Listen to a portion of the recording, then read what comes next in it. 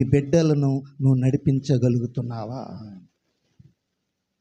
వయసు అయిపోతుంది, బిడ్డ బయట వెళ్ళిపోతున్నాడు, కుమార్తె బయట వెళుతుంది, కుమారుడు బయట వెళ్ళిపోతున్నాడు, లోకంతో కలుసుకునేస్తున్నాడు, లోక మురికంతా నేర్చుకునేస్తున్నాడు, లోకంలో ఉండే సంస్కారము, లోకంలో ఉండే తీరుతన్నులు అన్నీ కూడా వంట పట్టించుకుంటూ ఉంటున్నప్పటికీ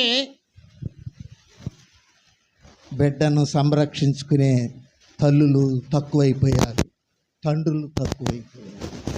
సంఘము కావాలి, సంఘంలో సహవాసం కావాలి, సంఘంలో మంచి మరి యొక్క ఆధిక్యతను సంపాదించుకోవాలన్న ఆశ ఉంది. కానీ ఆత్మకు శరీరానికి కలిగే కల్మషం నుండి కడుక్కునే విధానం తెలియదు. ఎన్నేళ్ళు చర్చికి వెళ్ళినా, ఎంతమంది సేవకులు పరిచయమైనా, ఎన్ని సంఘాలలో అడుగుపెట్టి ఉన్నా దేవుని పరిశుద్ధ గ్రంథములో ఉన్న వాక్యము గుర్తుకు రావడం